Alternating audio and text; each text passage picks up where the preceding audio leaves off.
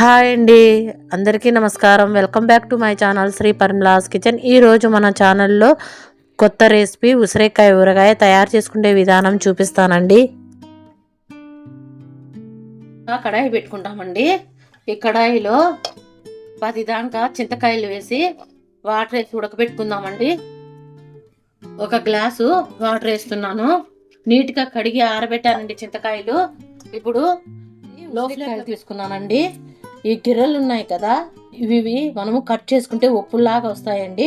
అన్ని ఒప్పుల్లాగా తయారు చేసి పెట్టుకుందాము. 15 నిమిషాలు ఉడకపెట్టానండి. ముదురు చింతకాయలు కదా, అందుకు 15 నిమిషాలు ఉడకపెట్టాను. ఇప్పుడు దీన్ని తీసి ఒక బౌల్లో వేసుకుని ఆయిల్ వేసానండి. ఇప్పుడు కట్ చేసి పెట్టుకున్నాం కదా ఈ ఉసిరికాయల్ని, ఇవి లో ఫ్లేమ్లో ఒక 3 నిమిషాల సేపు వేయించుకుందామండి. 3 నిమిషాలు వేయించానండి. ఈ విధంగా వాడుకున్నాం మనము.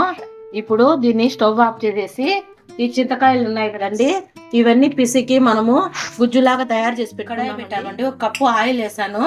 ఆయిల్ హీట్ ఎక్కిందండి. లో ఫ్లేమ్ లో పెట్టుకొని మనము తిరగవాతకు వేసుకోవాలండి. వెల్లుల్లి రెబ్బలు, ఆవాలు, ఎండుమిర్చి బ్రౌన్ కలర్ లో ఏగిపోయాయండి. తిరగవాత చింతకాయలు గుజ్జులాగా తీసి పసుపు వేసానండి. ఇప్పుడు ఈ రసం కూడా దీంట్లో వేసుకుంటున్నాను. తర్వాత రాళ్ళుప్పు గ్రైండ్ చేశానండి, అది కూడా వేసుకుంటున్నాను, ఒక కప్పు. ఇప్పుడు పచ్చిమిర్చి 10 పచ్చిమిర్చి గ్రైండ్ చేశానండి నూకగా, అది కూడా వేసుకొని మనము చిక్కగా అయ్యేంత వరకు లో ఫ్లేమ్ లో 5 నిమిషాల సేపు ఉడకపెట్టుకోవాలండి. విధంగా చింతగుజ్జు దగ్గరికి అయ్యేంత వరకు ఉడకపెట్టానండి. ఉడికిపోయి దగ్గరికి అయి నూనె తేలింది.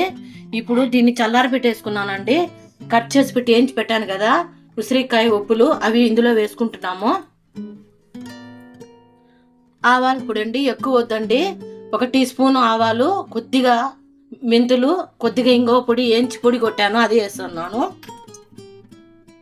2 నిమ్మకాయలు రసం తీసి పెట్టుకున్నానండి, అది కూడా వేసుకుంటాము. పచ్చిమిర్చి 10 గ్రైండ్ చేశాను కదండి, అందుకని నేను 1/4 కప్పు కారం పొడి వేస్తున్నాను. ఇవన్నీ బాగా కలుపుకొని మనము ఒక బాటిల్లో స్టోరేజ్ చేసి పెట్టుకోవాలండి. అండి ఎంతో సింపుల్ అండి. ఉసిరికాయ ఊరగాయ తయారు చేసుకునే విధానం చూపించాను కదండి. ఇది ఒక బాటిల్లో మనం స్టోరేజ్ చేసి పెట్టుకుందామండి. చాలా టేస్టీగా ఉంటుంది. ముదురు చింతకాయలు అయితేనే వేసుకోవాలండి. నాత చింతకాయలు అయితే పనికిరావు ఊరగాయకి. చాలా బాగుంటుందండి, తొందరగా అయిపోతుందండి. ఇది కనుక మీకు నచ్చినట్టయితే లైక్ చేయండి, షేర్ చేయండి, సబ్స్క్రైబ్ చేయండి. Thanks for watching. Bye bye.